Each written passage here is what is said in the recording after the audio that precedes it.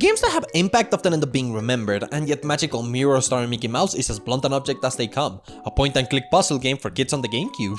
It belongs so little in the system, the title screen is color-graded like a crappy CD-ROM.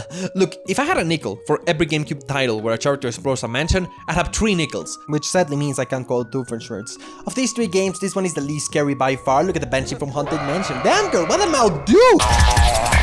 Yet this pleasant and toy house inspired environment still feels completely desolate. Capcom decided to take inspiration from Resident Evil of all things, which leads to some off-putting spaces. There's no NPCs, the house doesn't have a dining area or anything but a single bedroom, there's no hints of this place ever being inhabited, and even then most rooms in the mansion are interconnected senselessly. There's one bathroom in the entire place, and it does not have a toilet. And there's a whole staircase to reach a 5x5 square meter room and nothing else. This highway here with a hole looks like it would be on the uppermost layer of the house, right? Nope, this is in the basement, next to the room with a dungeon that really takes you to a wine cellar with a Street Fighter minigame where Mickey throws hot dog cans at barrels. So while this game doesn't feel scary, it does feel off.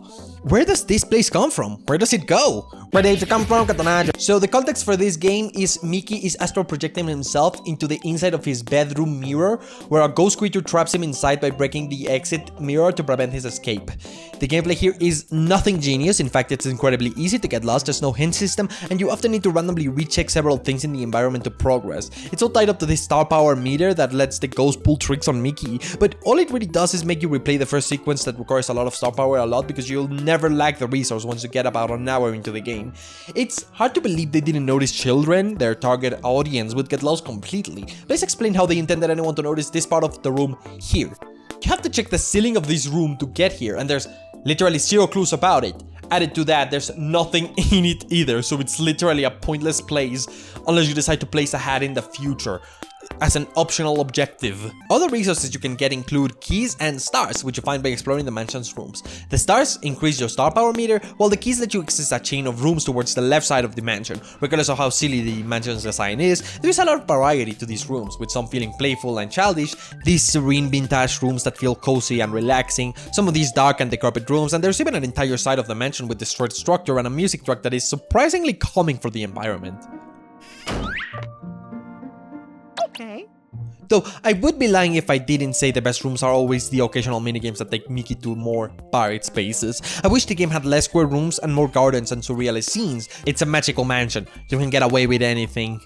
By the way, these minigames absolutely stink. I love being on a giant cake, but I don't love watching this grayscale Mickey dance for the majority of my minigame. The appeal, I guess, is ultimately just watching Mickey get into quarrels with the ghost fellow, because there's a pretty fun sense of slapstick and surrealism added by Mickey absolutely min-maxing the limited animations his character model was given. I'm genuinely unsure if this is lazy or smart. Like, there's this cutscene where he interacts with a fish, and I swear every single animation here is reused from somewhere else. Also, it goes on for a very long time. This Mickey model just looks incredible, but it translates horrible into the Mickey Mouse character mold. They decide to make him this athletic menace that knows Street Fighter moves and is incapable of actual squash and stretch. He pulls expressions like this, and his thumbs up pose downright makes Sonic jealous. Get Yuji Uekawa on this. Of course, he was made this way so they can overuse slow motion scenes and reference Street Fighter by giving Mickey Shun on Jakku. This is kinda ridiculous when you consider there's a whole snowboarding minigame that is completely optional and gives you no reward despite the fact that you can only get it near the end of the game because they'd rather make this cutscene where Mickey slow-mo walks up a wall than give you a reward for it. The model does look great in some animations, but I can't help but finding his blank smile sort of soulless, and the black circles around his eye make you question whether he's either going insane or recently started getting into Hot Topic. It doesn't look creepy, it just looks blank, which stands out a lot because the model is expressive, very expressive. He almost got impaled by a sword to the skull here, and his face looks like he just realized the edibles kicked in earlier than he expected. So like, it's not a bad game at all. It does have about 2/5 of the playtime dedicated exclusively to backtracking to the mansion, which means you literally do nothing for 2 hours except watching Mickey walk. I guess he's going to the sound of his own drum.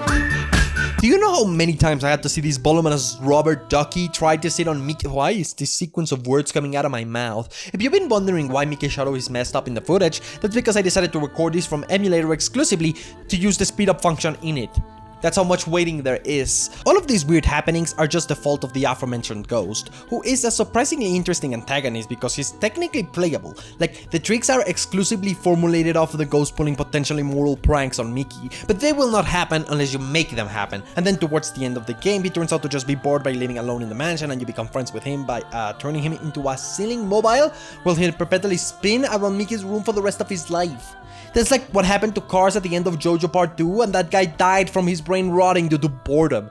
How is this the good ending? But most intriguing, this antagonist feels random. I'm not sure how they got to him. The original Mickey short, of which the game takes its concept, has just some king card with the antagonist because Mickey dances with his card wife. But the Ghost kinda has more resemblance to Epic Mickey's antagonist, the Blood, making me believe this could be an indirect prequel to Epic Mickey. Though the reality is that probably whoever was designing that character in Epic Mickey ran into trouble after his initial design got rejected because it was basically the Grim Reaper, and the chance of them stumbling onto this Ghost is just non-zero. They could have seen it, thought, oh, that's really cool, and used it.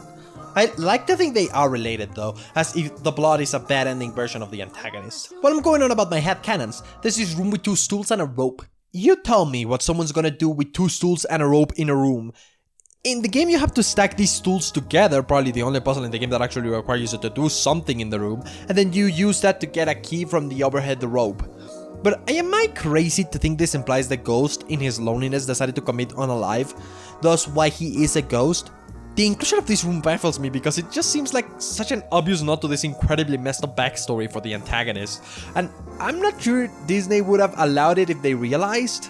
No, that's unconfirmed and speculation. If the game had some actual impact that we can confirm from sources, it's how its existence prevented Mickey's appearance in Kingdom Hearts 1 for anything over a short scene. Apparently Disney thought this was going to have more market importance and impact on the brand, which is pretty ironic considering both games have 2 main characters parting near the end. And this game scene, it's like, oh, Mickey's leaving, that's too bad. So sad for the guy who tried to kill me at least 10 times. And you can contrast that with Kingdom Hearts' scene where it's closer to I swear you'll find you, Gary! I promise! It's gonna be beautiful! You truly powerful! Crazy to think that 2 years ago I heard someone sound exactly like this when talking about Kingdom Hearts and I thought they were insane, huh? Anyways, I seriously have no idea why Disney had absolutely zero faith in Kingdom Hearts as a franchise even then. So because of this incredibly lackluster title, Disney figured this year's Mickey game is the Gamecube one. There's no way we're gonna let the Japanese guy who just released 2 critically acclaimed storylines release another Mickey game this year. I think the game was originally intended to be a platformer, which I do see Disney putting more money into, but they do seem to have been lied to aggressively. The final product does not even have free roam, which I think would have benefited the game greatly in the long run. But at the end of the day, it's neat to see how these less interesting or popular games manage to have a noticeable impact through nothing more than existing. Nobody really talks about these games, and I am mostly doing it from being nostalgia fueled to finish the game, which stumped me when I was very young. With time, I realized how impactful and unique this game unintentionally was, between its strange design philosophy, its limited budget, and the fact that Kingdom Hearts dwarfed it in every aspect, much to Disney's surprise. Most examples of uninteresting and unpopular games don't have as much subtext around them, and I think this case is mostly just because Mickey isn't a character that translates to video games very well. Yes, the Mickey going through the microwave highway in KH3 is still Mickey, but it remains rather comical to hear Mickey deliver lines where he's out for blood. Games as a medium just carry more purpose than a slapstick cartoon character can communicate alone, and thus molding Mickey to fit on a proper video game leads to wacky stuff like him Matrix dodging a hand, or whatever they thought this original design in Epic Mickey had to be. This is cursed! And only because of that, I think this game deserves to keep itself in people's minds. So we can remind Disney every so often about how some kid with spiky hair is one of their most compelling characters, even if they don't want to. Anyways, did you know Mickey watches intently as some fish make out here?